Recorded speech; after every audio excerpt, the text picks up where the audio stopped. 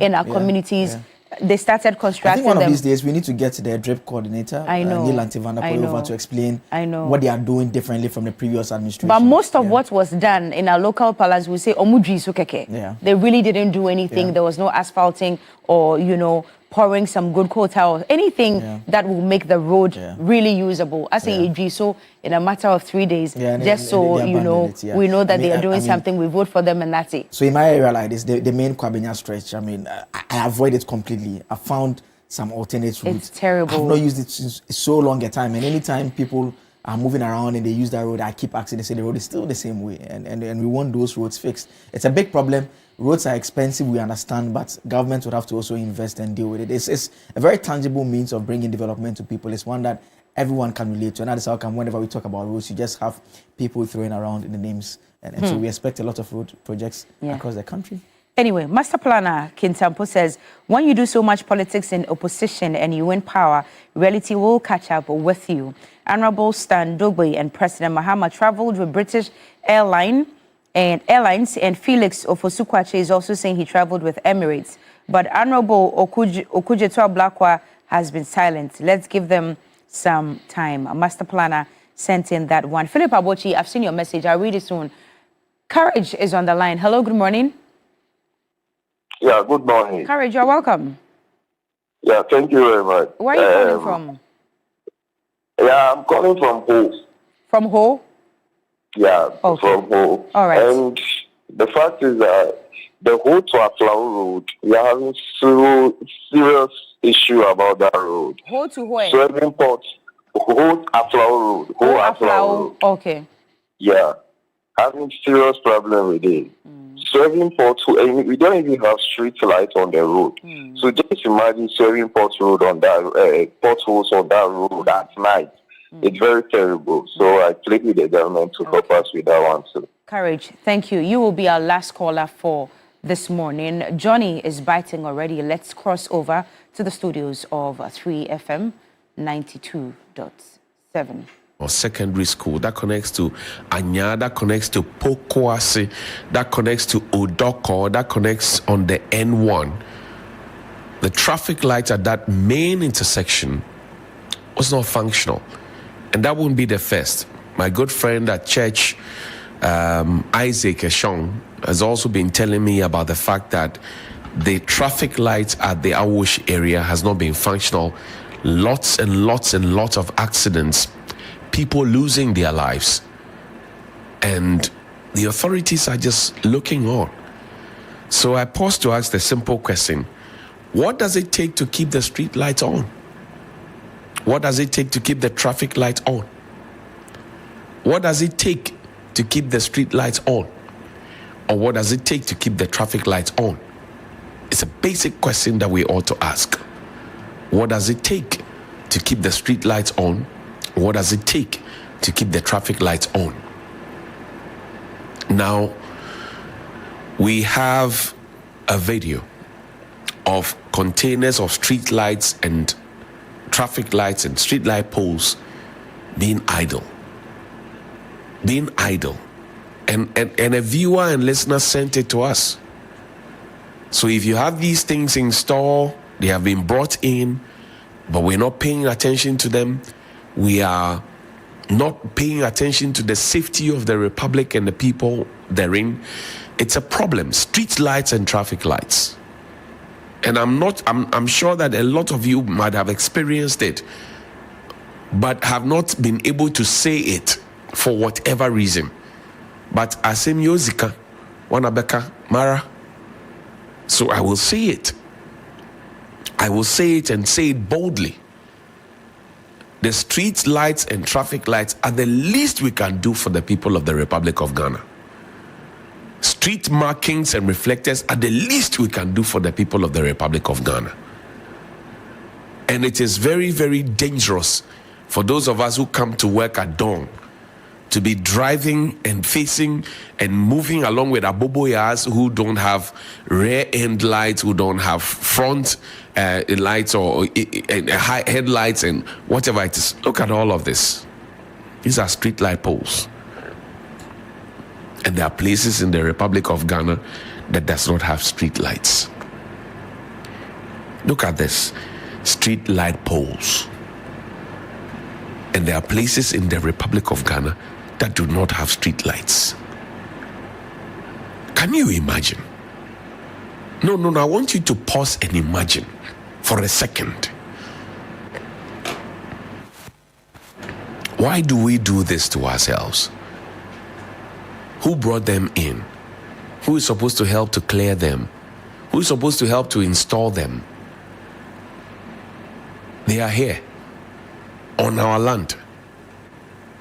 And as Bob Marley says, in the abundance of water, the fool is thirsty. Taflache, are we being fools? Taflache. It's a question that we must ask. And ask we have to. The street light poles are there. I'm sure they came along with the bulbs and the lamps that have to be fixed on them.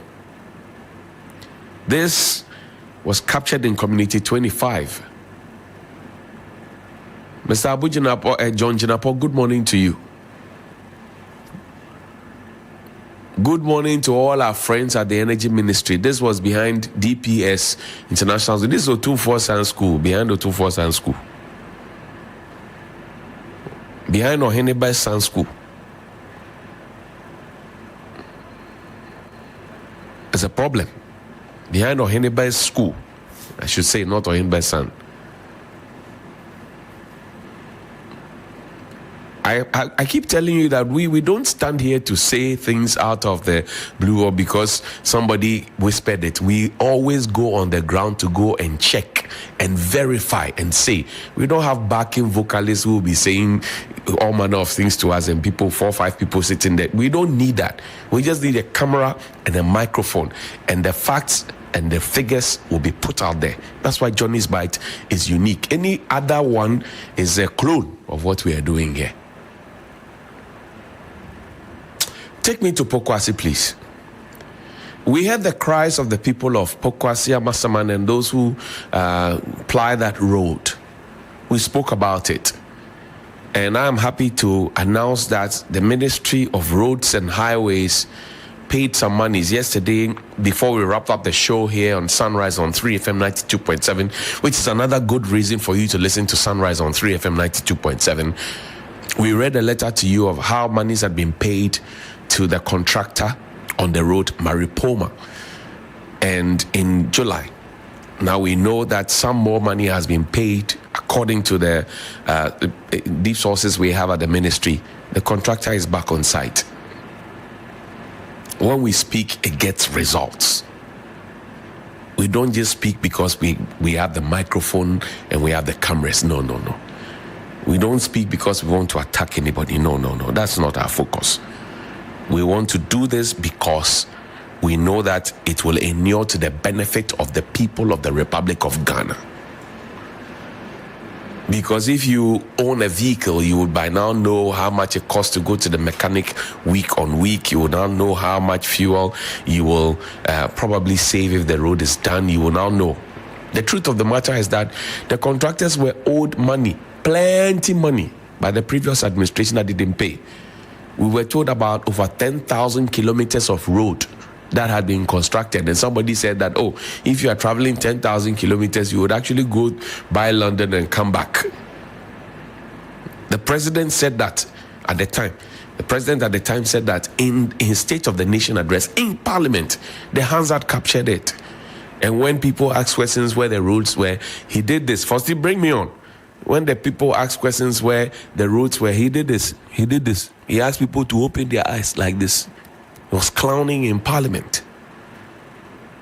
We owed the people so much, we didn't pay.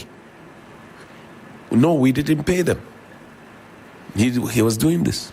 He was clowning in Parliament. You remember that video? It's there. And the internet will never forget that video. Sana, they were owed money. So now the burden has come now to fall on this new government to have to now find the money to pay. Our government is a continuum, so they have to find the money to pay. But then you ask yourself, whatever it was that was the contract sum at the time, things have changed. Does it remain same? It's a question to ask. And if the contractors had indeed been paid, why were they not on the road? It's a question to ask. People's ball joint, people's bushings, people's lower arms, people's whatever it is got destroyed. Even trucks, heavy duty trucks, even they had their own consequences to face. Go back to the site. Now we can tell you on good authority that the contractor, according to our sources, is back on site. And later we'll have that extensive conversation here on 3FM 92.7 on Johnny's Bite. Now, when I talk about some of these things, people come and say, oh, don't worry, your appointment will come. You are looking for appointment. First, come back to me. Let me address people. I have stated time without number that I don't need an appointment to be relevant. I've done over 2 decades in this job. 2 decades in this job. I don't need an appointment. I'm gainfully employed. And as far as I know, this is my pulpit, this is my altar.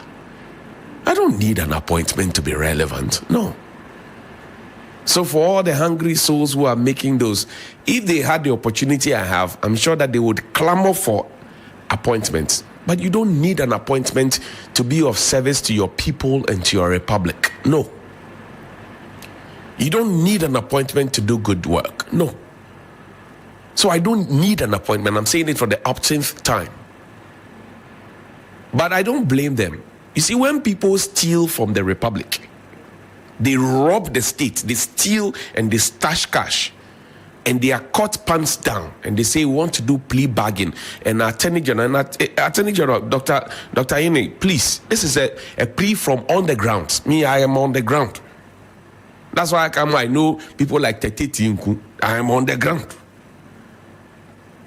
The people say the plea bargain you're doing, they don't like. Collect the money and jail them, because the plea bargain conversation is that, oh, Johnny Hughes can go and steal money. And then when you catch him, he can say that, oh, I will give you the money, that this is what I have. If they stole the money 4 years ago, and if it was even 2 million Ghana cedis, and they had invested it and turned it around, they can give you your 2 million Ghana cedis. They would have saved themselves, and they would have made a lot more money from that investment. Some of the thieves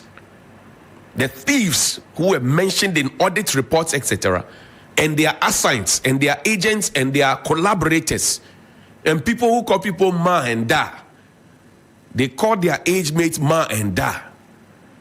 They are walking free, so they have the effrontery to talk nonsense.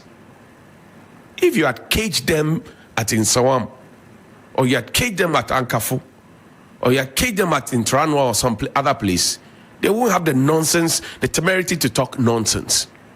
To suggest that somebody is looking for an appointment, that's why he's talking about the things of the dish. If you talk about something that is worth, what do you call it? The worth for the relief and reprise of the people, and it is done.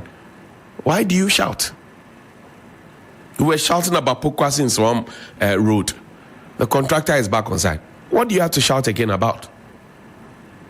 What do you have to shout about again? Because it is being fixed. When the people started complaining about that road, who listened to them in the past? Who?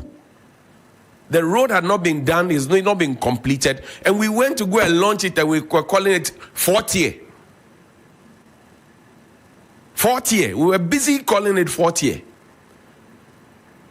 It's the same bad attitude that we have in the various hospitals. That yesterday I saw a video of, what do you call it, the Rage Hospital. And I say that if you had jailed some of the thieves and their assigns and their agents, they won't have the mouth to be talking.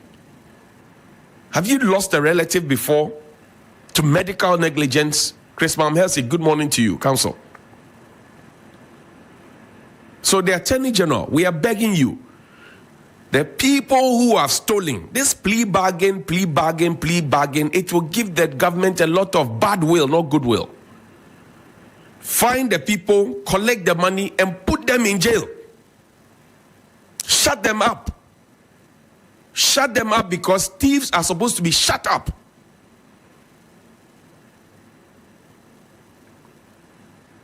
If you come and you take money from the people, you steal money from the people, and you are not jailed, you think that you are okay, then they will be the ones who will be telling your children that, oh, Papa and Bobra, thieves.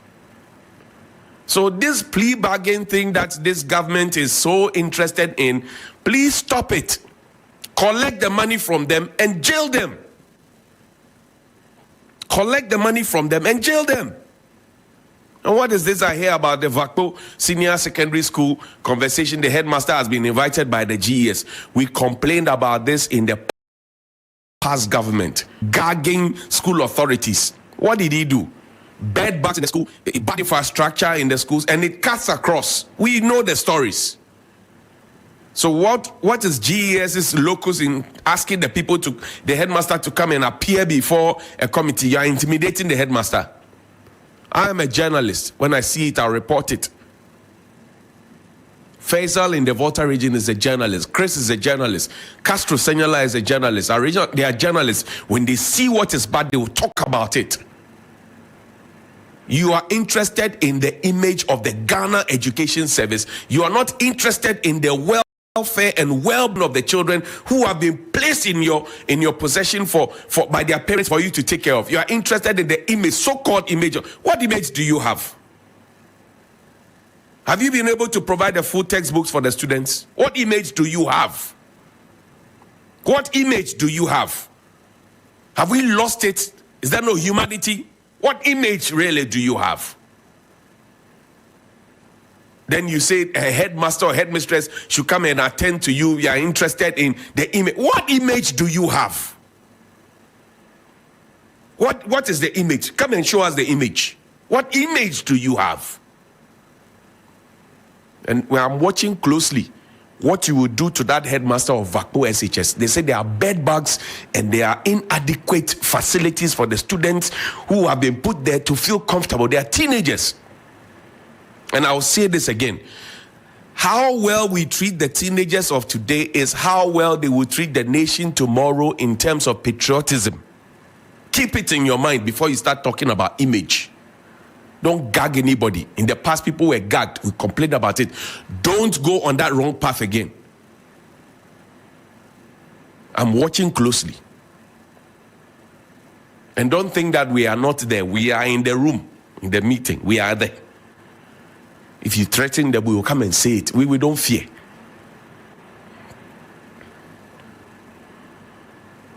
Now, you query the person. He's responded to a query. And you still invite the person to come. To come and do what? Faisal, have you been able to deal with the bed bugs? Do you know what bed bugs are? Do you know what bed bugs are? Your image is in the eyes and the hands and the heart of the children that you are supposed to be taking care of. The schools under trees, that is your image. Schools without textbooks, that is your image. Don't be like the teacher unions and disjointed labor unions. Today I see some of the labor unions weeping on TV, their leadership weeping on TV, saying, oh, there's people that we lost issue because when we wanted all of them to come together to help us fight Galamsey, they chickened out for whatever reason, all of them. From Nagrat to Nat to whoever, they chickened out. Disorganized labor, they chickened out. Today some of them are weeping on TV, shameless people. They're weeping on TV. Saying that let this be a turning point to stop Galamsey. They had the opportunity to do this, but for whatever reason, they decided that before the elections in 2024, they were not going to be part of it. They chickened out. Ask Awola Sewa, Esquire. They chickened out. Today they are weeping on TV. What is the U-turn all about? We know them, we see. Was it not the same education unions that were complaining about Achimota Secondary School and somebody having a Rasta hairdo? In the end, you see how the boy embarrassed all of them together. He put all of them together and embarrassed them publicly. Publicly, he beat everybody hands down. Publicly, he embarrassed all of them together. When the children didn't have textbooks, they were not talking about textbooks, they were talking about Rasta. It tells you how our mindset is as a people. You go to the hospital, Ralph was at the hospital at Ridge. Even though he flouted the rules about photography and filming and privacy and all of that. And that is not a good thing. But he was raising a key concern. What did they do? They called the police. My friend at Closac, John Bossman, he said he had a similar encounter at Ridge Hospital. I have told you my own example about Ridge Hospital. Somebody came here to me and said he parked his motorbike at Ridge Hospital. There was an emergency with the child, took the child in. When he came back, signed, somebody had come to steal the motorbike. The police at Adabraka. I'll put the photo up one of these days. You'll see idea. I'll put your photo up one of these days. He's doing hanky-panky. That is the only source of livelihood of that young man. His bike was stolen at Ridge Hospital under security watch. And nothing has happened. It's been 3 years. So that Ridge Hospital, that Greater Accra Regional Hospital has to be dealt with. It is becoming like our own Kolebu Teaching Hospital. Then you have Ghana Health Service write a statement to come. Really? One day I will have to bring people here, the people who have gone through it, put them behind this microphone and let them tell you their own stories. That will be a Johnny's Bite for the day. That will be a sermon. We need to change our mindset as a republic, as a people. We need to change our mindsets. We have overdone it. We need to change our mindset. Everything cannot be politics. Everything cannot be protocol. Everything cannot be political. No. We need to change. We need to change it. And we change it immediately. We must. We need to change it. I'm talking to all of us, myself included. We need to change it. We cannot continue on that tangent because we assume that, if we do it, we have a certain person we can call, we have a certain connection, a certain link we can call, so it's okay. It is not okay. How do people go to the hospital, be there at 6 a.m. and leave after 4 p.m.? You have wasted the entire day because they came for medical care, and you are going to give them para and biko and all those things and leave it at that. How? We waste man hours. Somebody even called the show 3 days ago and said that, when the people come to work, they actually spend about 1.5 hours trying to pray before they begin attending to the sick people. They pray. They spend time to pray. I'm not against prayer. Pray in your home. When you come to work, start working. Your 8 hours starts now. Work. You come to work and you organize yourselves, nurses and doctors, and you are praying when the sick people are sitting there. What is wrong with you? No kongbona. Bibre how? Bibi jejo. Apologies to Daddy Lumba. Look, sisters, let's wrap up with the last story. Now, I have Johnny Kuda. Yes. Now, the poultry farmers in the Bono area are calling for government support to tackle falling price of egg due to overproduction. You know, TV3 FM, we started this whole rice glut, plantain glut conversation that came and everybody started talking about it, you know. Now, the egg farmers in Bono region are calling for government support. Do you know that people import egg and poultry into this country? Even though people in Bono, they are asking that they're falling prices because they are overproducing. And you like imported stuff, you don't like local chicken. But if you know how to cook, or you have people in your house who know how to cook, they will tell you local chicken, if you are cook, it tastes better than the frozen chicken sometimes that have been kept in the fridge for over 5-10 years. That is shipped to you to come and eat. Because they want to kill new ones or slaughter new ones and store them. Bono is known as the heart of Ghana's poultry production, hosting over 300 registered farms that employ hundreds of young people. The area is responsible for producing half of the country's poultry products. However, the current situation is dire. So, Minister for Agric, we beg you, let's see how we distribute it nicely. And come to me for see, we're wrapping up. Don't repeat Amadam Police at the Ministry of Agric, where you had your predecessor putting people at the Ministry of Agric and pretending and putting the blame on the farmers that they are the ones, inflating the prices of plantain and other staples that we know. Don't do that. Find a way that we can distribute this egg, because everybody eats egg. The past government promised every child 1 egg a day, promised them choco beverage a day, promised them chocolate a day. They did none of those. None. As Dr. Ismail Ramsey said, we spend money on planting for food and jobs. The jobs did not come, the food did not come. Now the food has come. The farmers are saying that because of our overproduction, we have had to reduce the which is good in itself. We used to buy Koscielny Meko for 1 cedi, some 50 pesos, some 70 pesos. Now it's 3 cedis, 2 cedi, 50 pesos. So if it's reducing, it's good. But if they are producing more, the distribution must be nationwide so that we can all have a peace of mind. So, Mr. Great Minister, we beg you, Mawenin Kowe Jumahu. Here ends my sermon. Please call me 055 924 2717 and 055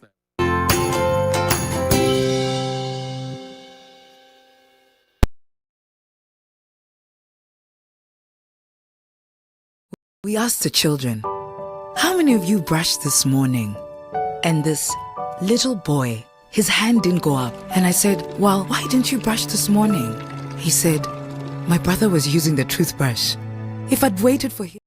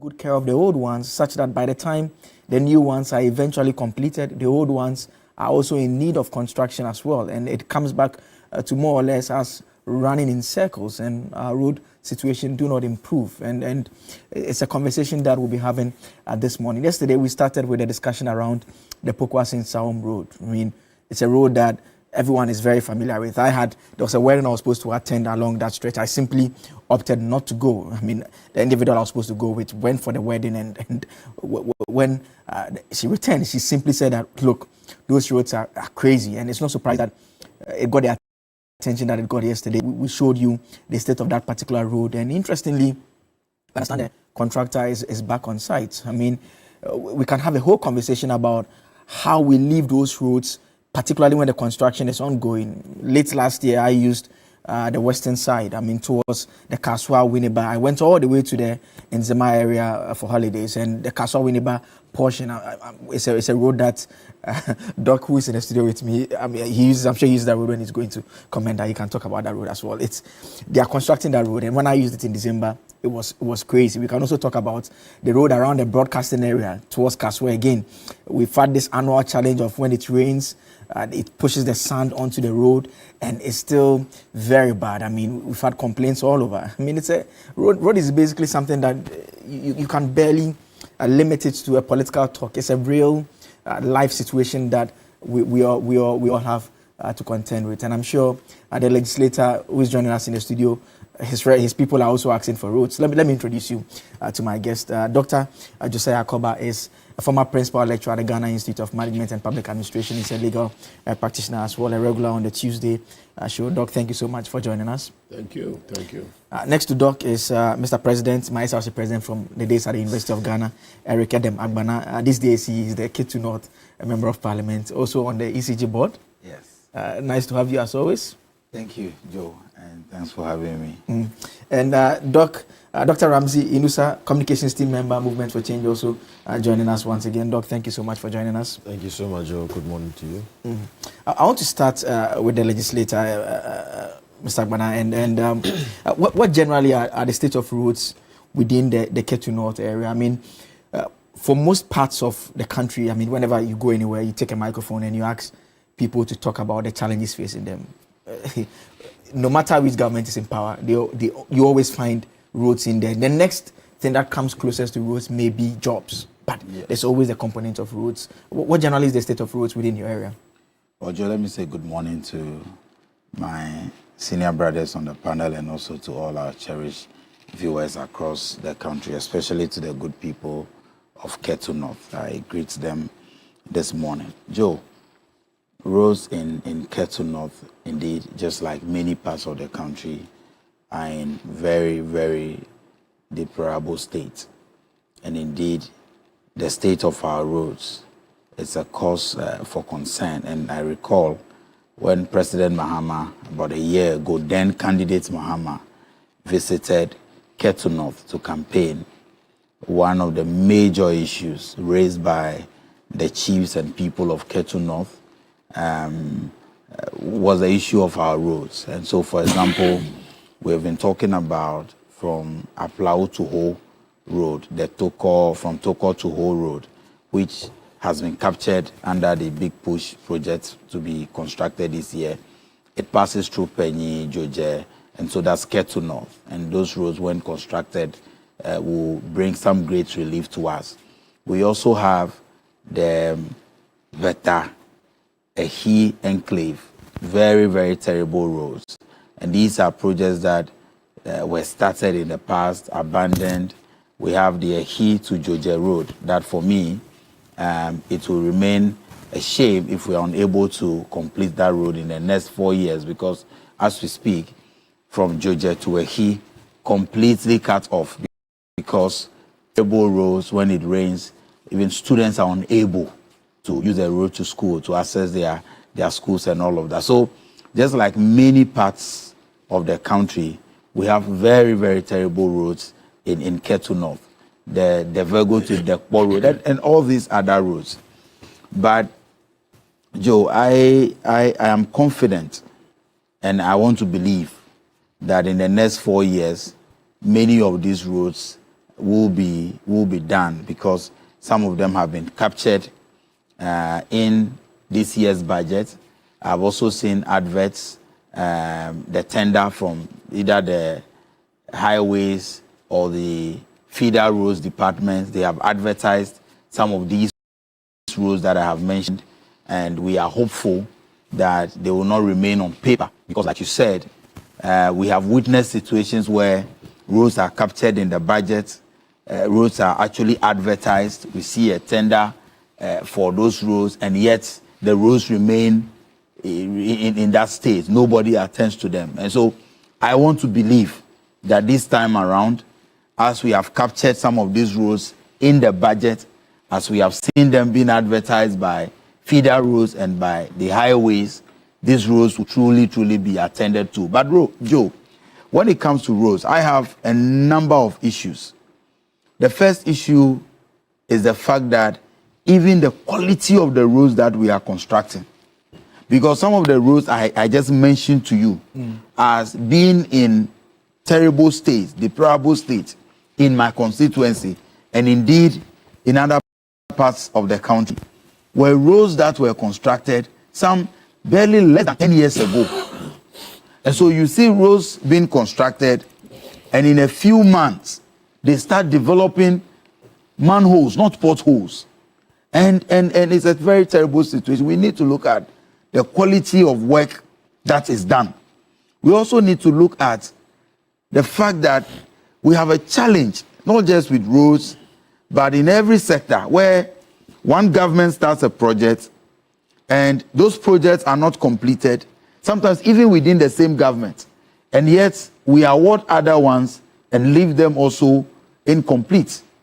When it comes to even the education sector, and recently when the education committee met Get Fund, I had the cause to complain, and I was angry. I was angry, visibly angry, because, Joe, come to Ketu North. You see many projects in schools awarded by Get Fund, awarded by government of Ghana, not completed. Some 30% complete, some 40%, some 80%. They are abandoned. The new year comes, different schools, different projects are captured in the budget, different allocations are made for those new ones. So it's as if, as a country, we do not have records, data of projects, capital projects, being funded by the taxpayers' money. Because when you begin a project, as a private individual, I don't think that, Joe, as an individual, you will spend your money, buy land, start building a house, leave it at 70% complete, and raise funds and start a new project when that is being left to deteriorate. And so this culture of starting projects and not completing them, and it is something that successive governments we have seen across from 92. And you see, some of these issues, we must move the conversation, elevate the conversation beyond party lines. Because when I go to a school and I see some of these projects, and yet the students are looking for space. So, for example, come to Ketu North.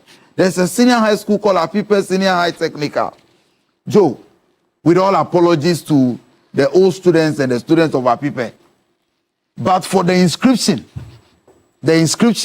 indicating that it's a senior high school, nothing else shows that that is a senior high school. When you look at the facilities, look at the infrastructure, and I talk about it at every meeting. The last time I met GES, I met Get Fund, I raised this issue that come and look at it. And yet when you go to Apipe, there are about 3 different Get Fund projects, all at various stages of completion, and they've been left abandoned. And so is it that we are so obsessed with giving out contracts, procurement-driven economy, procurement-driven governance, that we are just excited at giving the contracts, but nobody is doing proper monitoring and evaluation. Nobody is reporting on these projects to see that indeed these projects are completed. Back to the roads. I traveled on this of Anchor, the road Pokuase-Nsawam. Pokuase last week. Exactly a week today, as a part of the ECG board's monitoring and familiarization engagement. we were to attend a meeting at Nsawam, and we used that road.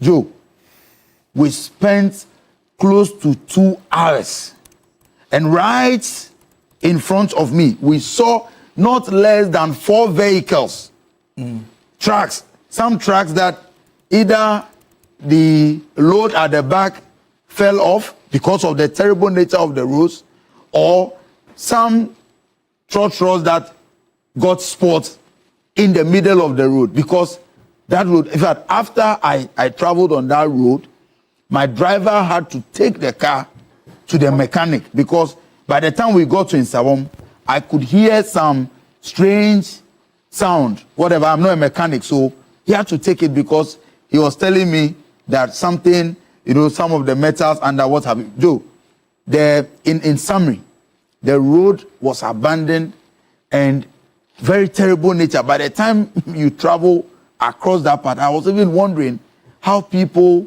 use that road on daily basis. There are people that live there, they use that road to work and all of that. My joy is that the finance ministry has indicated that the contractor has been paid the full amount and the contractor will be back on site. We are told the contractor is back on site. I am excited when some of these contracts are given to local contractors. I have a bias towards them, that we need to build the capacity of our contractors. And for many of these contractors, when you interact with them, they have a challenge with payment. And indeed, there are many people, many contractors who have done some work for government, and because government is unable to pay them, they are also unable to continue the project. But we are told this particular contractor has been paid fully and he is back on site to do the work. We only pray that they get more hands and all the machinery necessary to facilitate the work without compromising the quality of the work, and so that we can have this road completed and have people use it. And across, let us appeal to ministers, to agency heads, across all sectors, that we need to move away from this obsession with just signing contracts and procurement, and focus on monitoring and ensure that quality work is being done and timelines are being met. It is not proper that you give contracts without following through with all the terms to ensure that if you say that this road must be completed in 18 months, it must be 18 months without compromising the quality of the work. And I am happy that the contractor is back on site. Let me commend the Minister for Roads, the Honorable Pokuase-Nsawam. He has shown exceptional leadership in these tough times. He has developed an approach to the issue of roads, for me, which is key, and President Mahama must be commended for accepting that approach, where about 166 constituencies across the country have been selected for a 10-kilometer road annually for the next 4 years. Why this is important is that I am happy to say that my constituency is part. But it is not just the excitement that Ketu North is part. It is the excitement that you have a ministry that is not only interested in road construction, but is linking the roads to the economic benefits. And so there's a criteria that has been given that select roads that are in the agricultural areas. And so when you come to Ketu North, roads around where our rice production is taking place, Abalavi, Klenomadi, Veta, and all these areas, these roads will be captured. Cassava production, Gari production, we all know that across this country, there is no community known for cassava more than Ehi. And if you cannot even transport your cassava or your Gari from Ehi to Georgia, which is just 10 kilometers away from you and is the district capital, then what is the essence of investing in production? And so if that road also gets captured and under this project to link production or the economic benefits to the construction of roads, I am confident that in the next 4 years, President Mahama and Kwame Agbuja and Alasan Suhini, honorables, will leave a road sector that is not only significant in terms of the numbers that we have constructed 11,000 kilometers and what have you, but a sector that is linked directly to production that I believe will benefit all of us. We applaud them and we encourage them to continue working hard. But contractors on site, do quality work and make sure you meet your timelines. We must not accept inferior jobs any longer. Okay. And let us, all of us, as political leaders, as chiefs, and let us be interested in how some of these contracts are given. Okay, all right. Let me go over Zoom now and bring into the conversation Engineer Abdullahi Mahama. Is a senior project manager in terms of the construction of one of the major roads that have generated discussion in the last couple of days, the Pokuase-Nsawam road.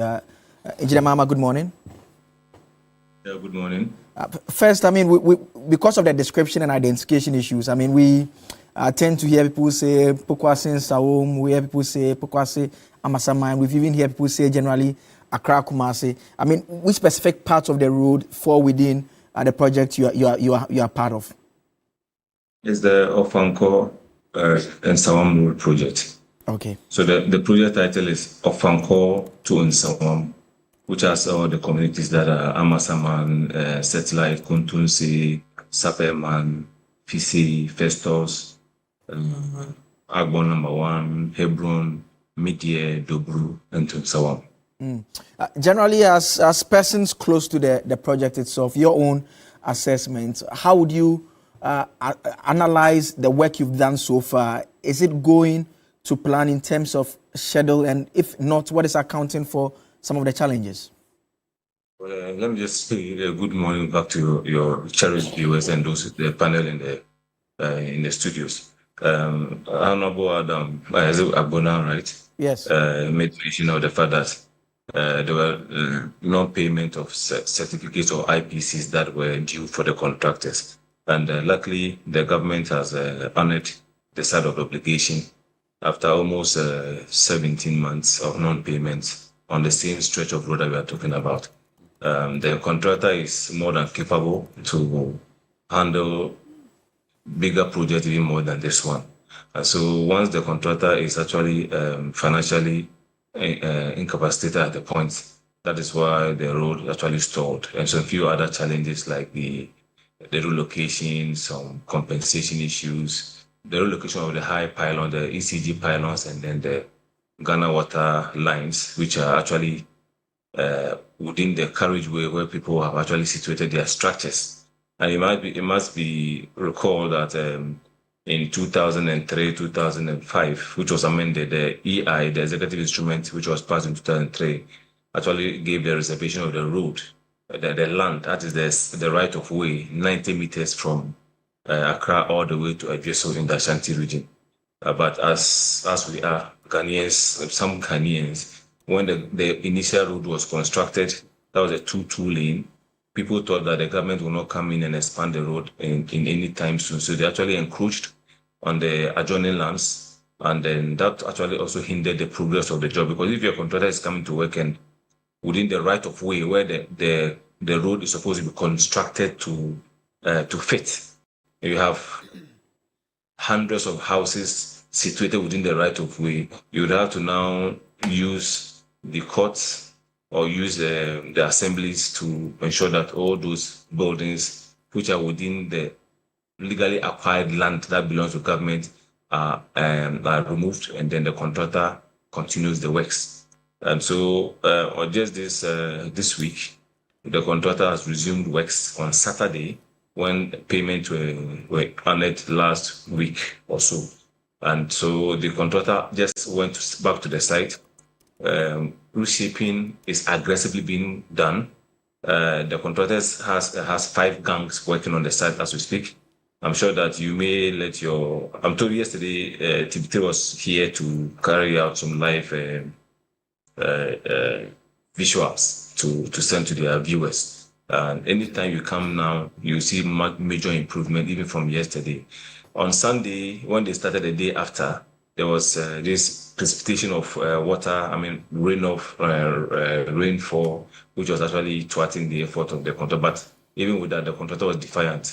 They moved ahead with the reshaping of the most severest area, which was the Sapperman to Nsawam Junction. And so if you are there today, you would see that those areas have been largely improved.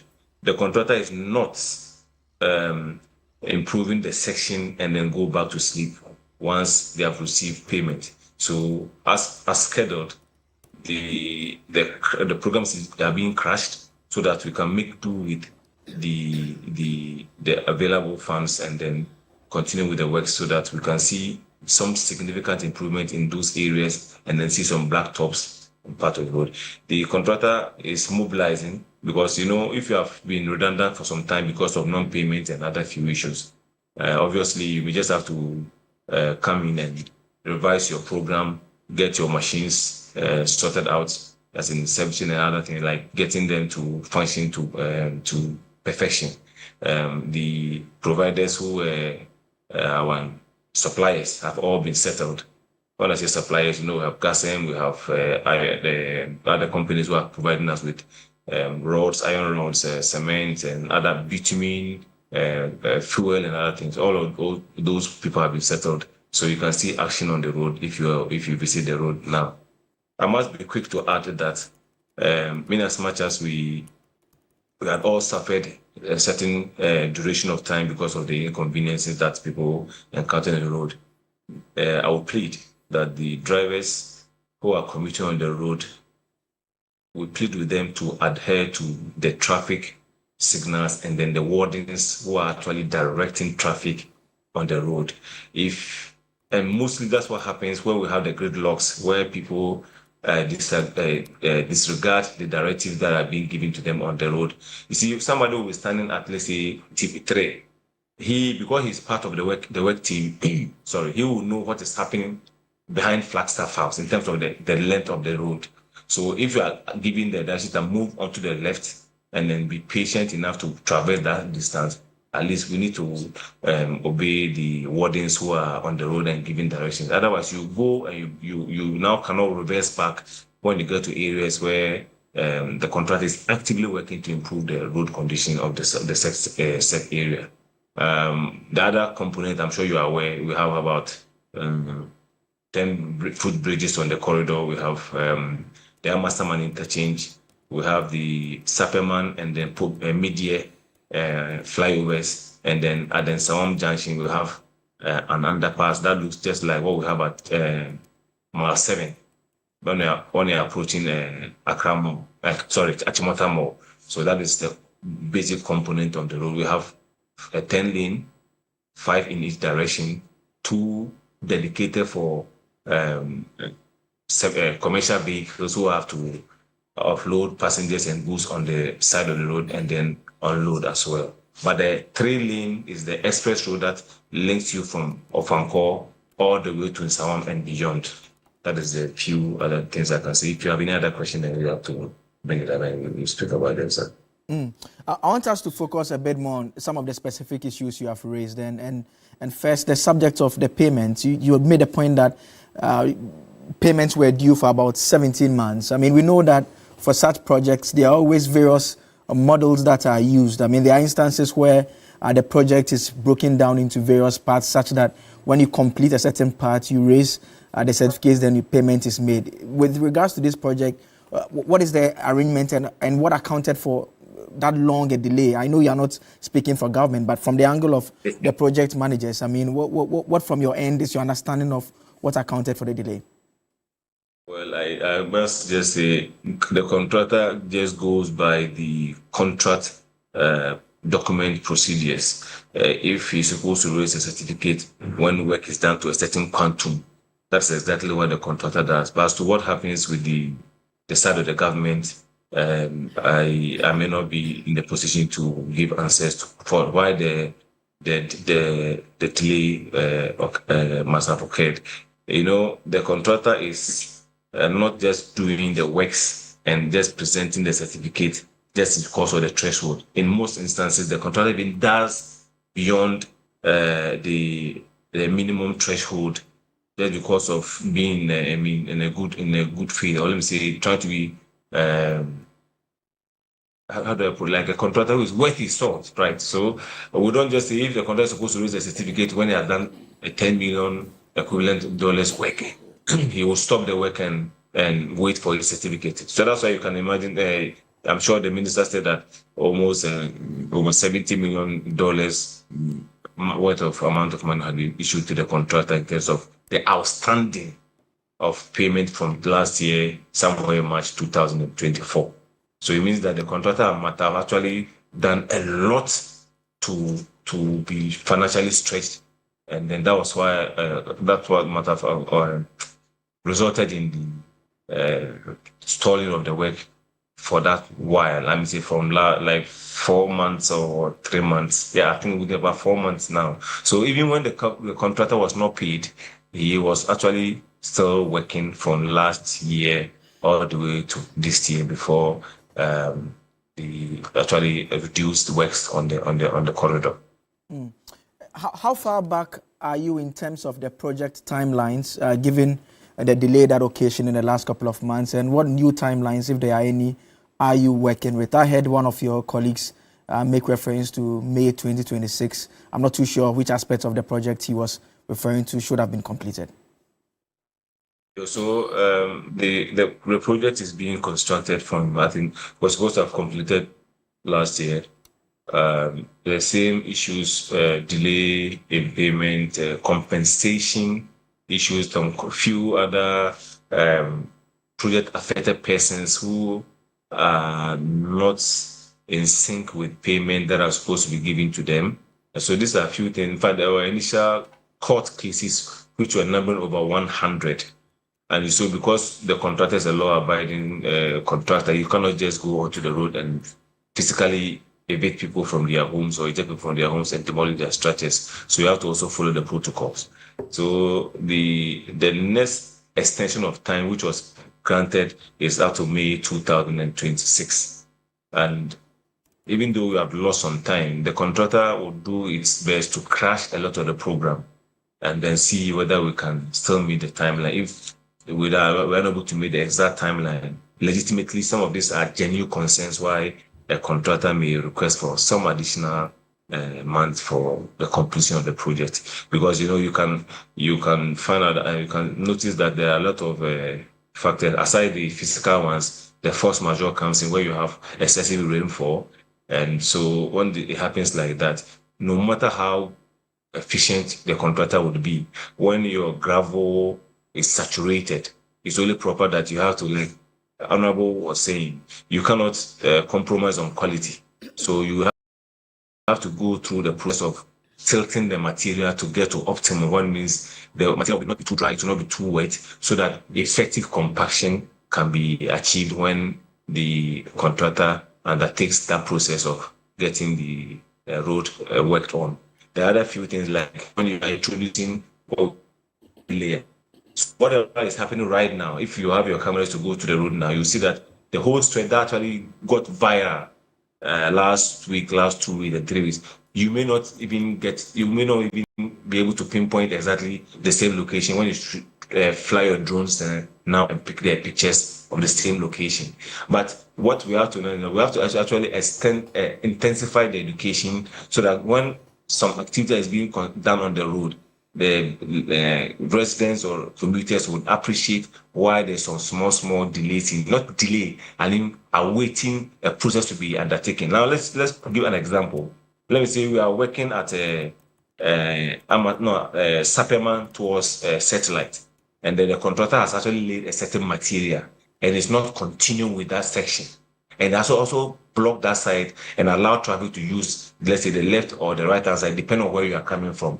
When the contractor gets to that stage, it means that he has actually introduced cement into the gravel, what we call the inverted layer, the cement stabilized surface. It may need a minimum of about a week for the cement to be able to consolidate or harden so that they can put the grass shock on it wait for about a day or two, then come and prime with a light bitumen and start the asphalt work. So these are few processes that we cannot jump in order for us to get a proper or quality work executed for the country at large.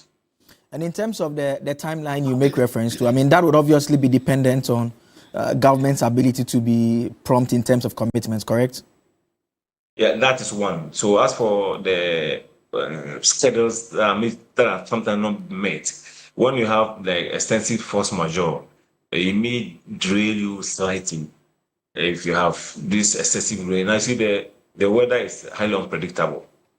And at least, so every contractor also falls on the metro report to also plan so that you can actually crash on the programs where if I know we are in the rains and I can do a lot of gravel work and I can do some concrete works. So it means that within that stipulated period, I'll concentrate more on the concrete work so that I will not lose so much time. Because whatever it is, I cannot spread the gravel and then get compactions because of the excessive runoff that will be happening within the time. So few things, the relocation, the compensation issues, when all these are addressed and government is also honored, just like how government has honored this certificate, the contractor would continue and work. And I want a little of education too, because I had a lot of distorted messages, or let me say news that were carried yesterday. The contractor in construction, when the contractor is given awarded a contract, sometimes depending on the mode of the contract, is given an advance mobilized to start the well, as a setting of the site camp, getting machinery or additional things, getting the various agencies' regulations met, and the contractor moves to the site. Contractor works to a certain stage, and then he issues a request for payment to be done. So when a payment are being done, the advance mobilization that has been issued the contractor from the inception, let's say every time, let's say 20 million Ghana cedis is supposed to be given to the contractor, a quota of deduction is made from the advance. So let's say the government paid and gave the contractor a 10 million Ghana cedis to start the mobilization, to start the work. So anytime the contractor is working and it goes, let's say he has raised a certificate which is worth 20 million, maybe 19 million will be paid or 18 million will be paid. So there will be a proportionate deduction of the advance until the project is completed. I think you are getting that side well. Yes, yes. And then I'll plead with the media. The contractor are part of us. And then what they have started, I was really surprised about some video that I saw early this morning where some media houses were actually broadcasting the news, but they were still showing videos of past at the same location where they were yesterday to pick fresh videos or as evidence of what work is being done. I don't think that is right. If you are supposed to report certain news to your consumers, if you are be able to pick previous news which were not so pleasant, or let's say the state of those areas were not good. If you have come to the road now, you are getting pictures of current situation. I think it's only proper and it's only fair that you disseminate the information as it is, like the previous one that were actually carried out, because the government has actually paid. Like Honorable was saying in the studio, Minister has been upbeat with it. He's been all over making sure that Ghanaians are actually fed with the information that is current and payment issues, all the challenge. In fact, he has actually alluded to the challenges that the contractor went through in terms of the long delays in the monies that were not paid. And this government, what they did was that because of, let's say, a lot of uncertainties and other things in all contract, they actually did what we call auditing. So let's say a lot of the projects were audited to be satisfied the value of money before payments were issued to the contractor and many other contractors in the country. I think that is just laudable so the government will not be paying maybe excessive money for works that have not been done on any project. So that is what I can say. And finally, before I let you go, Engineer, I mean, because of your expertise in this area of discussion, I mean, it's a point that the MP raised as well, the quality of roads, and it's a very familiar story. I mean, I know one of such roads. I mean, there's the bypass, the Tuba bypass. I mean, if you are heading towards the Castle area, you get to the Tobu, there was a bypass that was constructed that takes you much closer to Liberia Camp just to take off traffic. I mean, this is a road that Mahama 1 constructed. I mean, a couple of years down the line, if you go there, the road has virtually vanished. I mean, it's a very familiar story. I mean, the quality of roads. We all want our Ghanaian contractors to do projects. Some of these projects are even not handled by Ghanaian contractors, but one way or the other, there is a bit of subcontracting, they participate in it. But there's a conversation that we need to have about the quality of roads. What is your understanding of what is accounting for that? Is it because of the payment delays that contractors are trying to capitalize and make more money, and so they reduce the quantity of materials they are supposed to put in, or is simply a skill deficit?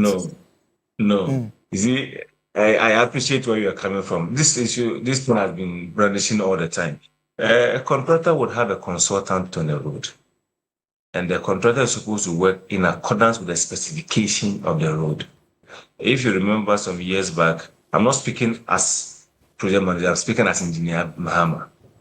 And if you look at some of the portals, the message I've churned across over the years, I said, when a contractor does any work, or when a consultant supervises any work that doesn't meet at least the minimum timeline, some of these ones, it becomes continuous.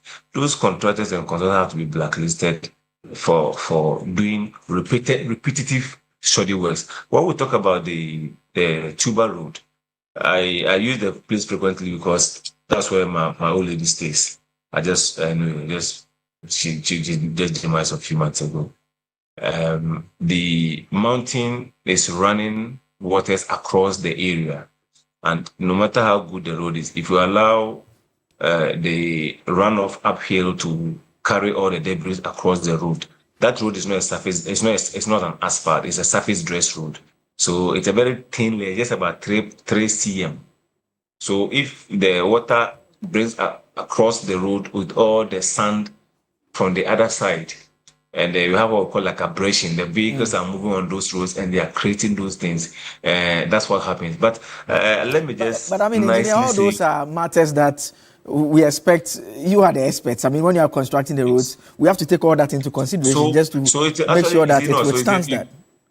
You get it. It's actually done in that regard. But you see, when the contract is completed, there are other factors that is out of the domain of the contractor. The contractor finishes the work, and then within a 1 year deferred liability period, he's issued with a payment when the government actually going to assess the road and it's in a good shape. But when the sand is the drains are being silted along the road, if now it becomes part of the agencies who are within the corridor to be doing what we call routine maintenance, routine checkup, routine desilting, that is now out of the contractor's domain. So even before you come and assess a contract and see whether you are going to attribute to the contractor's fault or the consultant's fault, there are factors that you have to check in to get all those things resolved. I might just be quick to say this, because you know Engineer Mahama so well. And the Accra Ebri Road was completed in 2006, and I was one of the brains behind the road. So if the road is seen for the past 19 years, I think I'll have an authority when I speak when it comes to road construction in this country and many others. We'll leave it here for now. We wish you well on that project. At least you've provided the perspective of the project team over there. I mean, for those who commute along that road, they simply wish you the very best. They hope that the road is completed in time, and it's not something that we know it depends solely on you, but also on government as well. Yes, you want to say something? Yeah. Yes. The order I just spoke about in terms of the patience of the motorists and commuters. Yeah. In one way, when there's excessive rain, the road becomes very muddy. But if the road doesn't have anything we call ponding in terms of localized depressions, the road is still more trouble. Vehicles will move up and down without any challenge.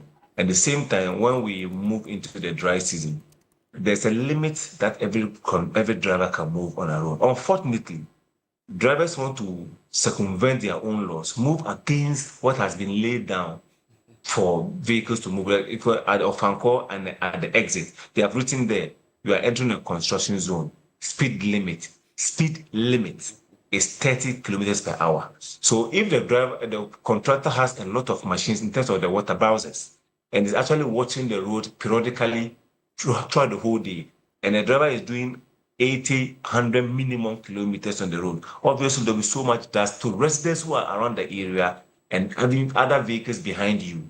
Some of us will drive our cars with our glasses rolled up and forget that because we are the ones who are leading, we want to overspeed and create a lot of dust behind.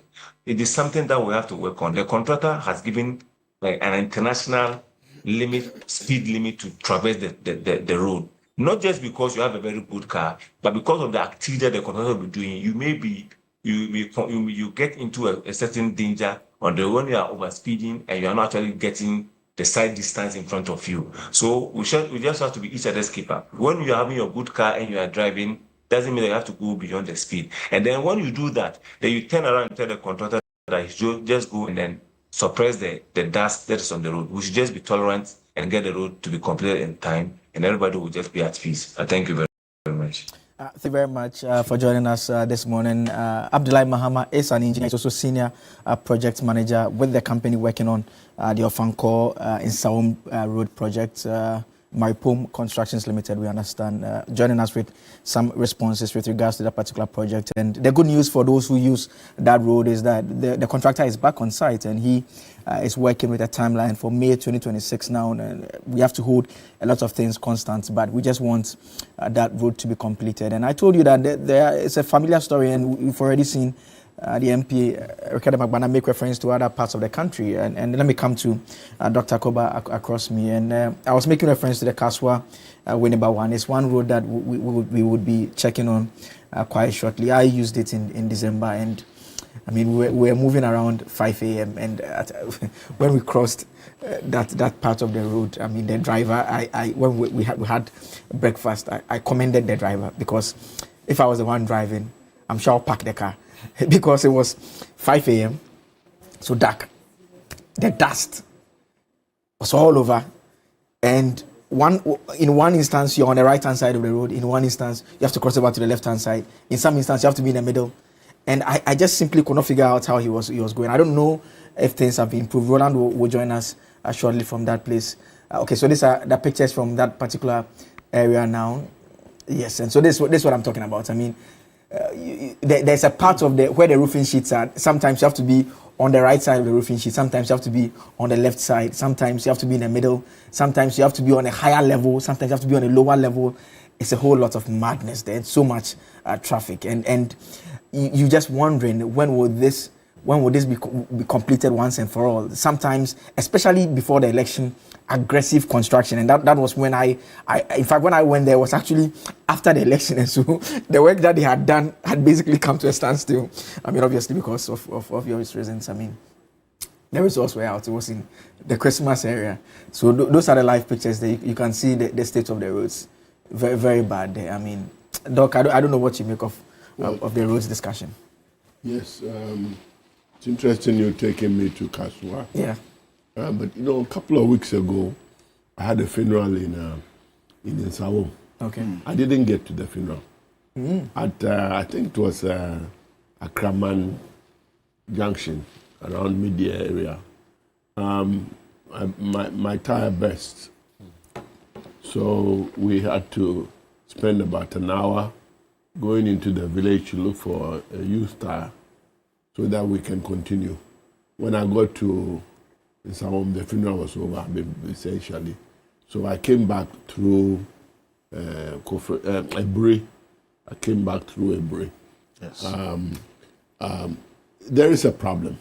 There is a serious problem that needs to be dealt with.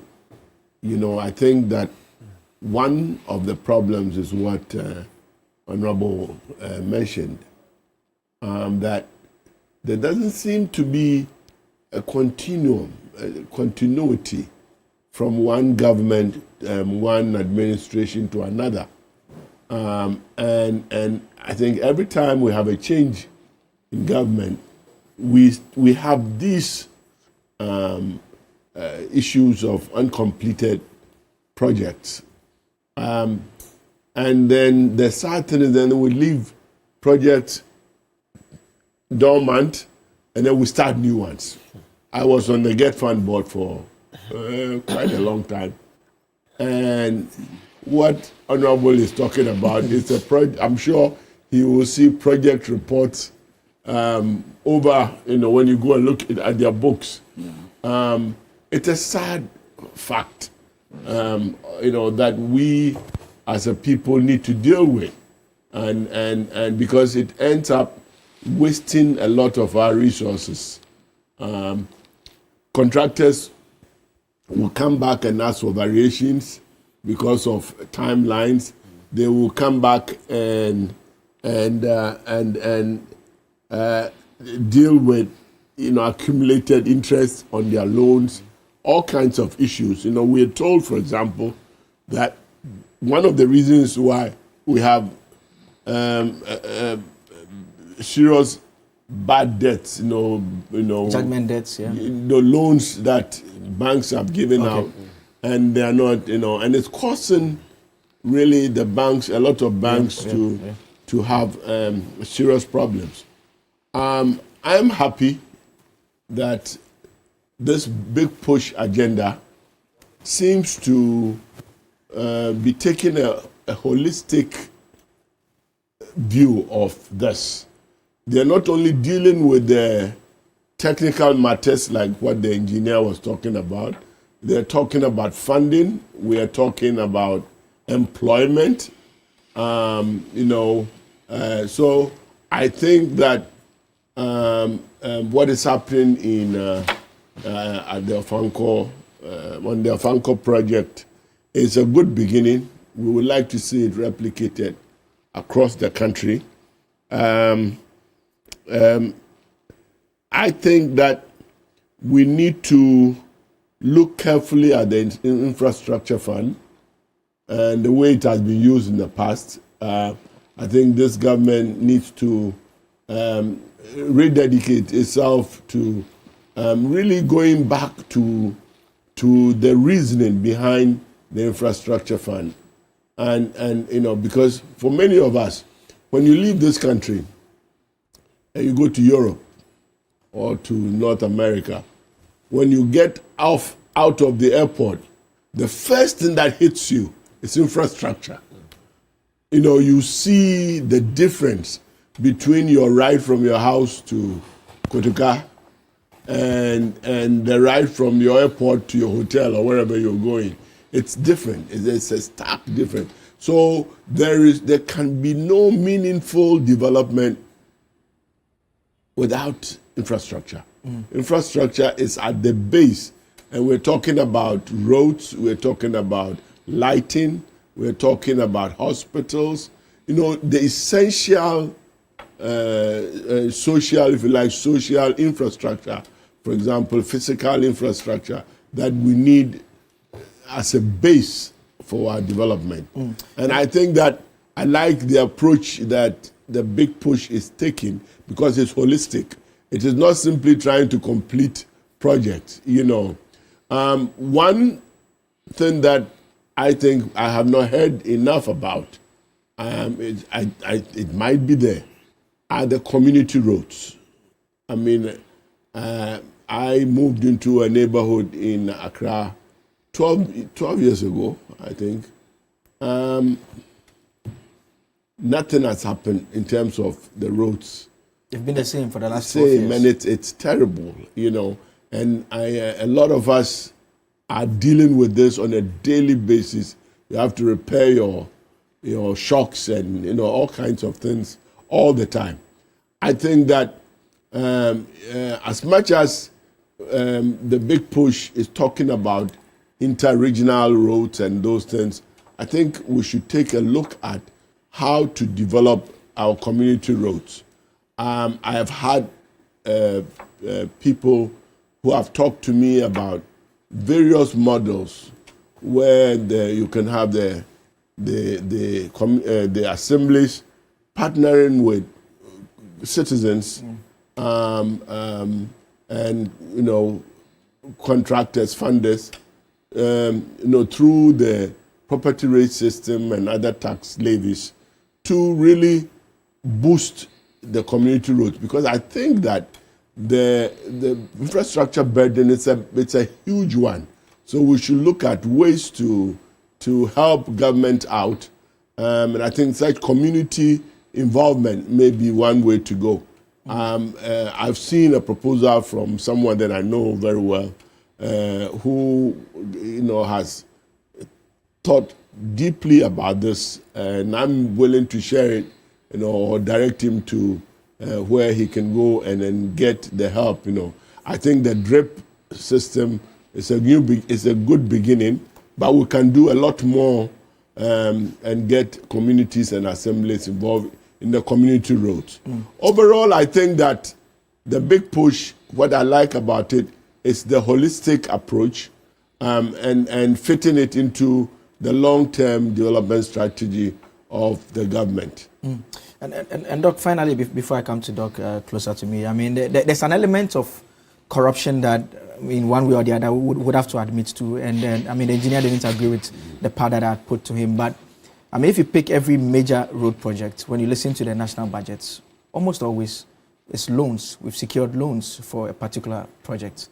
And I mean, from my layman understanding, if you go for a 10-city loan that you're going to construct a road for 10 cities, I can't understand why the contractor raises certificate and the money is not available, unless the money has been used for something else. I mean, that's a part of the conversation we would have to have. Well, I think that is precisely what the problem is. I understand there was a loan of 750 million that was supposed to be used for what we're talking about. Yeah. It didn't happen. And I think someone needs to answer why it didn't happen. I also heard the president talk about incidents where contractors are paid and then they go back to another forum, they go to the ministry or whatever. After being paid, they go back and represent, So I understand there's a lot of corruption. Yeah, but and how does that even happen? How does that even go through? I mean, if I am doing a project and I've paid you, there's no way on. It's a public service approach. Honorable talked about a procurement economy. It's sad, but we are there. A lot of us only think about the economy in terms of procurement. Unfortunately, there are even businessmen who do not care about the projects they get. All they are interested in is the contract. And when I've been involved in reviewing procurement, sometimes you find that people who get the contract, they don't even have the capacity. As soon as they walk out of the bidding process, they go and turn it over to someone else. So we have a difficulty that needs to be dealt with, and I hope that this big push is a new beginning, and that monies allocated for infrastructure will actually go into infrastructure. And coming to think of it, I hope that we now put lines on the road to show which lanes we are in. I am so scared driving on N1 because you don't know which the lines are faded. So there is a lot that we need to do, and I hope that with all the difficulties, Honorable Governors Abuja will face up to it. So far, I think I just like his energy. I hope that he will face up to it, and at the end of the 4 years, we can indeed say that even if he didn't do all of it, we've done a lot. Let me also mention, as a secondary man, let me mention the rail system. I think concentrating on light rails, a light rail system, will take some of the load off our roads. If you're living in Nsawam and working in Accra, there's no reason why you should drive your car to Accra every morning. If there is a quick rail system that will bring you to Accra, you can park your car at the railway station and then ride to Accra and go back, with some time to read in the train and all that. So I think that, again, when I look at the big push document and, as part of the NDC manifesto, what struck me is the holistic nature of it. And I hope we will not go back on it, and that we will have a government that will actually try and at least achieve most, if not all, of the promises that we have with the big push. I mean, when Doc talked about railway, 8 years ago we had the railway ministry, and it's a miracle that 8 years on we are talking about railway and what happened to it can do as train well. The Sky train and all those. I mean, even beyond the Sky train, the one that had the accident. Yeah, they fixed it. The time in Pakadana. Yeah, that particular train has been fixed, but I mean, we'll have to check on it. It's been a while. The last time they did a test run shortly after it had been repaired, but we'll have to check on it again. And lots of you are sending messages. This is the thing about the road thing that excites me. I mean, someone is saying that, well, the ones that we are talking about is small. He said we should go to Dome Ketasi Road. He said it's worse than ever. 2022, they cut short for it to be done in 18 months. Yeah. You mentioned the name of the contractor. He said till now the road has been abandoned. Another one also makes reference to, he said the Dodowa Bawaleshi sections of the road. You said that especially at dawn, the dust is a lot there. And so it's a familiar story there. And Doc, let me come to you now. What do you think is accounting for what we are seeing? Earlier, I had made the point that there's the possibility that because we don't assign funds as we ought to, by the time we are done constructing the new roads, the other ones are also damaged. And so almost every year, I mean, we declared like 2 different years of roads under the previous administration. We are always constructing roads, but we never have good roads. I think before I come in, Adam wanted to say I just wanted to say that we are not even talking about the cost, the human lives that we have lost. This year alone, I'm told we have lost more than 1,000 people to road accidents. And most recently, even the young ones. 15 young. Joe, it's sickening. This is, you use the word, I don't want to repeat, but there's complete madness around some of these conversations. And the real we have no reason as a country not to have a properly functioning rail system.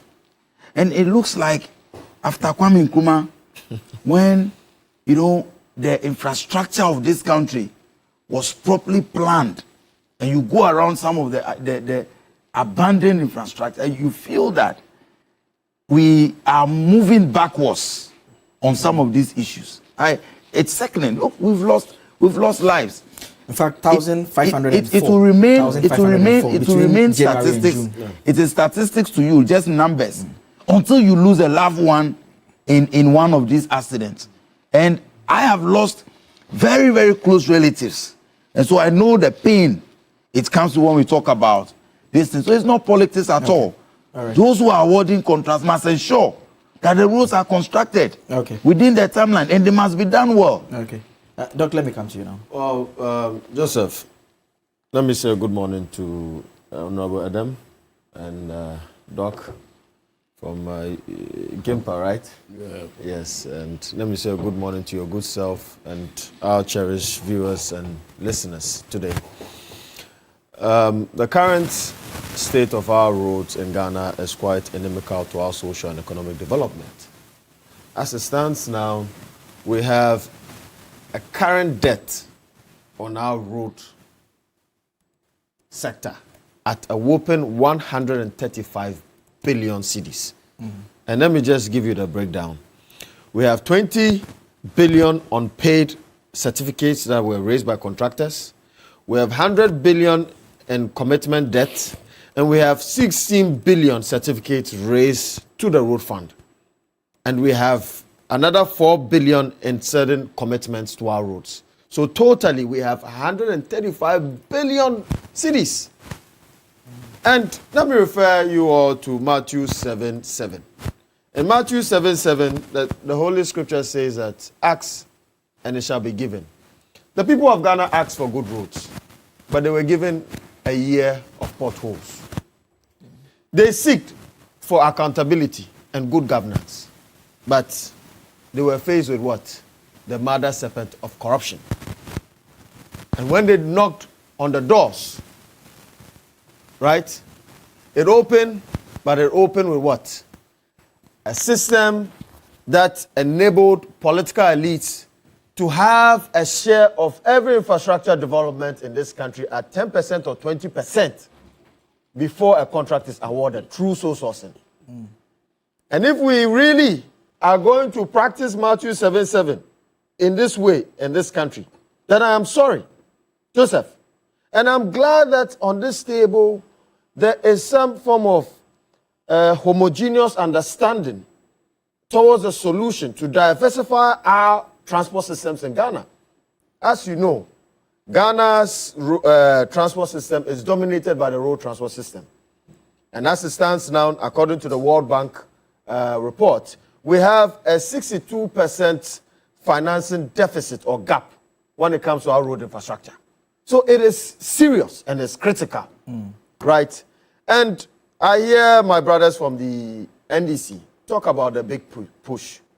How will support the big push? Indeed, it is my prayer that His Excellency, the President, John Dramani Mahama, succeeds in all endeavors because we want Ghana to move forward. Even though I am not a card-bearing member of the NDC, but at least I believe, and one of the tenets of the movement for change is that Ghana should be first. But here is the case. The big push is promising a 10 billion development, infrastructure development. But here we are, we have a huge debt on our neck, which is about $12.38 billion, if I calculate it in this current forex rate. How are you going to, right, try and settle this debt and then continue with the big push? I think that we need to do things in an order and manner in which we would mitigate risk and will not carry on risk.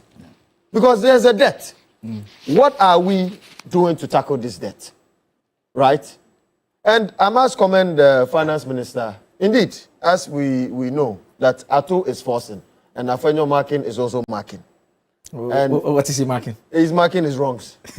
and indeed, Joseph, I can say that indeed there are some form of positive indicators when it comes to our macroeconomic indicators. However, we want the finance minister to come out to tell us how he is going to settle these debts, right? But, you know, part of the issues that we face as a country when it comes to our road infrastructure is funding. And I quite acknowledge that you have made a point that we always go for loans to finance our road.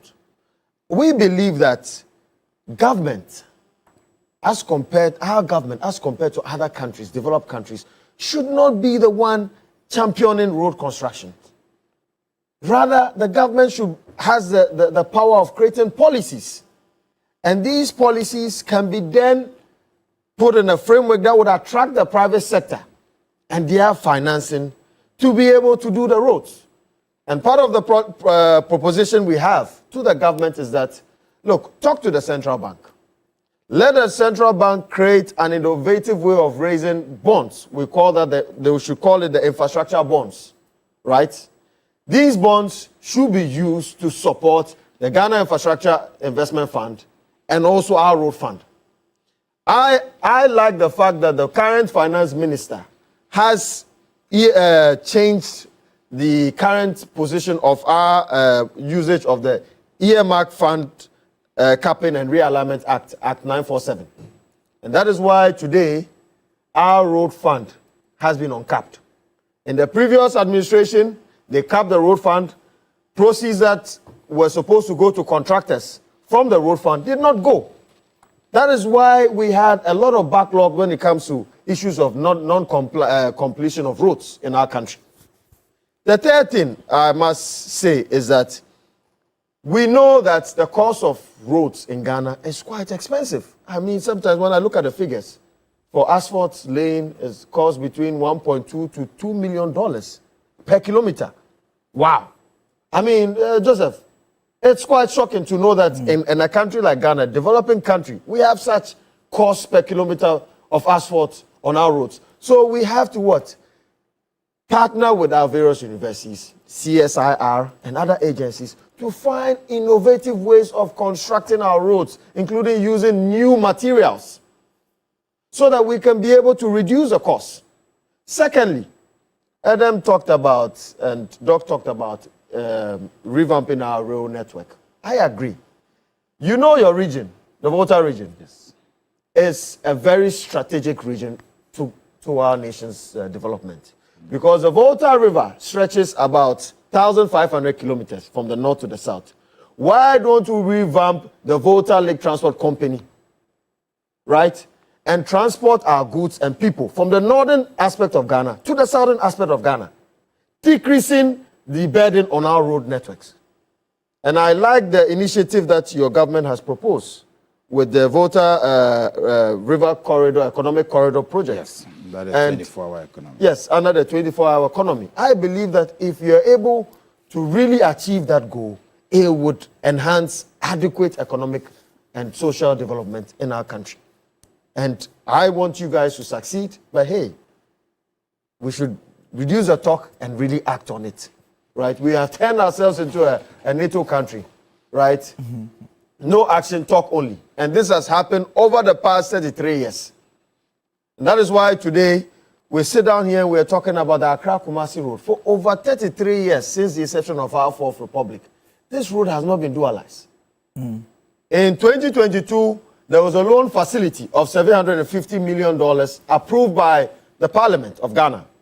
Out of this $750 million, $200 million was allocated to that of Pokuase-Nsawam stretch. Why wasn't the road completed till date? We need to ask certain questions. And the former minister for roads and highways should be able to come and answer to the people of Ghana why that road was not completed. Mm. We need to enhance and ensure accountability of certain people that hold very sensitive offices in this country. Because as we are speaking, the road deaths today, the mortality rate is about 1,534. It's quite high, right? And so in order to have absolute economic and social development as a country, we need to prioritize our roads development. It is very key. Now the debt is on the neck of this current government. How they are going to solve this debt issue, we need to have clarity in it. Okay. Then we can move towards, he is a legislator, introducing certain bills and laws that would enshrine any government succeeding any government, right, to continue with projects that are started by their predecessors, so that we will not have issues of non-continuance of projects. As the procurement economy will collapse. And also to even touch on the procurement aspect, I agree with our leader, Honorable Alan Kojo-Tramati, when he says that single sole source should be a thing of the past. And I'm sure that President Mahama has also taken inspiration from that under the aegis of the Great Transformational Plan to ensure that they ban sole sourcing from our procurement activities in Ghana. Because that is the avenue in which politicians, right, indulge in corrupt activities, right? And the nature of our roads as well, and its quality and its assurance. I believe that our local governance system, right, be the municipal and district assemblies, should be empowered, right, with the necessary technocrats to be able to have a monitoring and evaluation of our road networks or the roads that go across their municipal assemblies. Okay. And when contractors are on site, they should also, because we need to decentralize the Ghana Highways Authority and then the urban roads. We need to decentralize it. Okay. If you sit in Accra and you are managing roads in Kumasi, do you think that it will be efficient? All right. Even though we have regional and then regional heads and local heads, but we need to ensure that there's a form of devolution in our local governance system so that they would have the more authority and power to be able to conduct such. And indeed, Joseph, the DRIP initiative, Dr. Mentioned that is a good initiative. I have a second thought to that. This initiative, we were told that the amount of money spent was inflated by $112 million by the SWA government, right? Due to corrupt practices the amount was inflated by $112 million. Now, we do not believe that it should be the responsibility of the assembly to buy road equipment and all that. Rather, identify 2 contractors in every district, right? And then give them some form of funding as a form of loan so that they work and pay, right? So that they will be able to amortize their loans. In this way, it will be efficient, and government will not have the burden to now look for financing to be able to purchase these equipments and all that. Because how are they going to even manage it in the first place? These equipments we're talking about, they don't even have the necessary tracks to move them to and fro their municipal assemblies. It is a difficulty. Fueling is also a difficulty, and it becomes an albatross on the neck of the local governance system and increases their expenditure budget. So we are hoping that the NDC government, these drip machines, they should put it up for auction to contractors, and they should identify 2 contractors. We have the policy that for every 1 district, you should identify 2 contractors. 1 district, 2 contractors. These 2 contractors should be responsible for the construction of the roads in every district, supported by the government. Yeah, I mean, So Joseph, yes. On the drip, I agree with you that we have some concerns with the inflicted contract and what have you regarding the procurement of the machines. But I have always said that drip is a good project, and it was a very good policy that the previous administration introduced, except that the intention and how they introduced it in the 11th hour for some political reasons. But we can change the narrative and make it work. And I have confidence in Ni Lante van der Poel, who is now the National Drip Coordinator. Because you see, for somebody like me, okay, who comes from, who is an MP in a constituency that can be considered, or some parts can be considered as very rural. For some of these communities, all you need, they are not looking for asphalt roads, they are not looking for tarred roads. They just want these machines to create some path of a sort and then make their roads more tolerable for them. And so the drip machine will help to do that if we manage it well. We manage. Yes, I understand. Because, for example, a few weeks to election, the previous government said they had released 500,000 Ghana cedis to each assembly to buy fuel into the machines.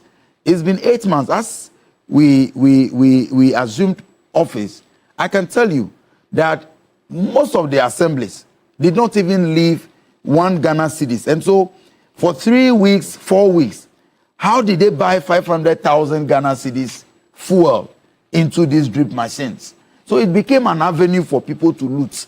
But now we have the machines. Let's think about how we can put it to proper use. I always say, look, I have been against the practice of burning excavators when they seize them from illegal miners, because we need some of those machines in other areas. When you come to my constituency, for example, in areas where rice farms have been soaked by flood, you need excavators to work and distill these drainage systems. And yet you'll be burning excavators, which is complete waste of resources. I think that sometimes we need to put the practicality of governance. Okay, we must tie it to the needs of the people. I think that we have the machines. Let's not auction them or sell them. What you are asking for may become another avenue for other people to look. I think that let's maintain them at the assembly. I'll have us hold on Yes. on the drip conversation, because I mean we did indicate that it's an entire conversation that we have to have. I mean, how we even fit that whole project within our road construction policy, because if assemblies, there are roads in areas that will be under urban or feeder roads, they will be under highways, but there will be assemblies also within. So we don't want to even create the potential where you have different agencies all trying to do the same thing. So it's a comprehensive discussion that would have So what we have done, what we have done is that we have moved the drip secretariat from the Ministry for Local Government to the Ministry of Roads. Okay, so now it is under the leadership of Honorable Agboja. So there will be that synergy. Yes. So they know that this road can be catered for by drip. The roads that can be catered for by urban roads and feeder roads and Okay, what. Don't wrap up for me. Yeah. I hope that whatever they're doing, the Commander Junction Road from Kisi to Commander is in there. Okay. We've suffered long enough. That road should have been done years ago. And we don't know why, But, again, I think that a drip with all its problems, yes, I think it's worth working on. And I didn't know they moved them to. Yeah, it is. It's now under roads. I know that Honorable Banapoy will do a fantastic job. But I think it's essential that they work with the assemblies closely. Sure. And not only that, I think especially with community roads, yes, they should work with citizens. If you go to Parakou Estate, near where I live, the citizens have come together and they've done parts of their roads. Yeah. They did it themselves. Some areas, yeah. Yeah. So I think that, yes, property rates and all that, we can have that discussion.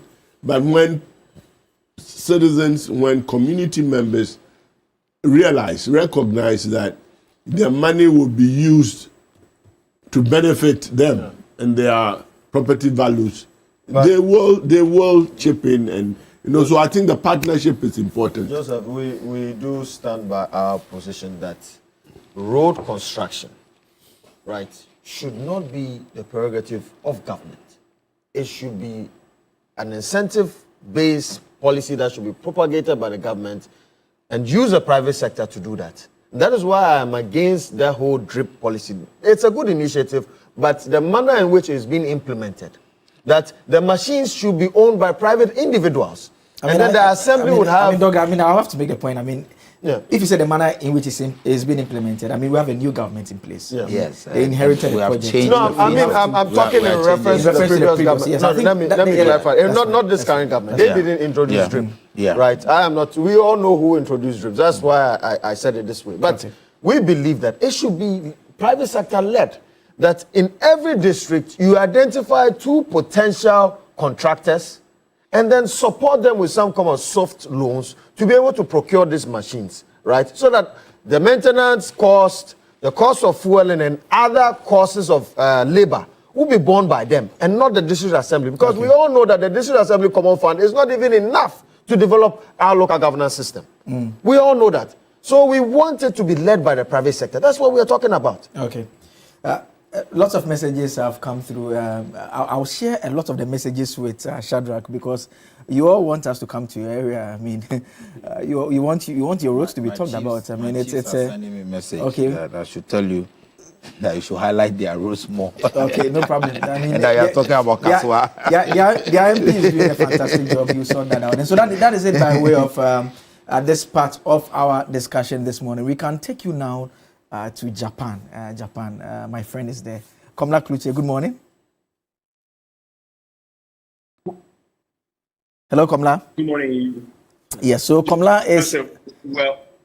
Yes, Komla is with the president covering a major assignment in Japan. Komla, if you can hear me, we understand a major summit taking place. In terms of from the Ghanaian perspective, what are we looking out for with this particular program? What is the president trying to do by way of this particular trip? We understand you head over to Singapore once he leaves Japan as well. Okay, so it's the 9th Tokyo International Conference on African Development.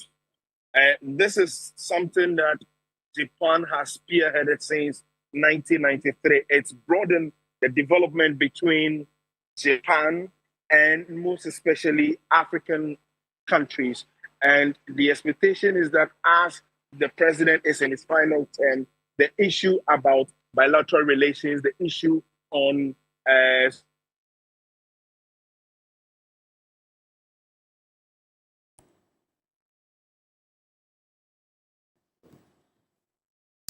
We'll try and reconnect to Komla subsequently and bring you a bit more. But my guests this morning have been Dr. Josiah Koba, private legal practitioner, former principal lecturer at the Ghana Institute of Management and Public Administration. Eric Edem Agbana is the MP for Ketu North constituency. We're also joined by Dr. Ramsey Inusa, communications team member, Movement for Change. Earlier you heard from Abdullahi Mahama. He is an engineer. He joined us with regards to the road conversation. He's also a senior project manager for the company working on the Pokuase-Nsawam road project.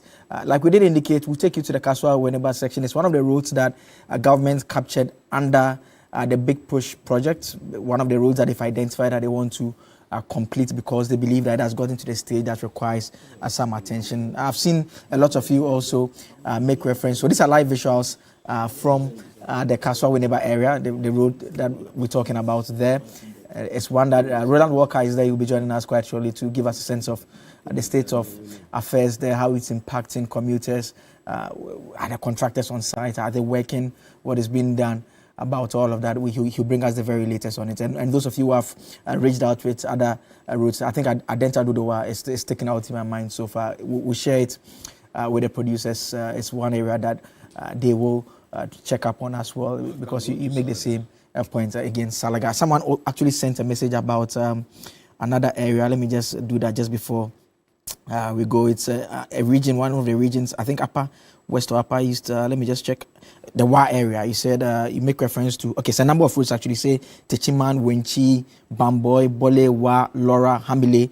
You said that all those routes must be constructed well to link the Upper West to the southern sector and boost economic development as well. And so that is one that we'll look out for. That is it by way of this segment of the show.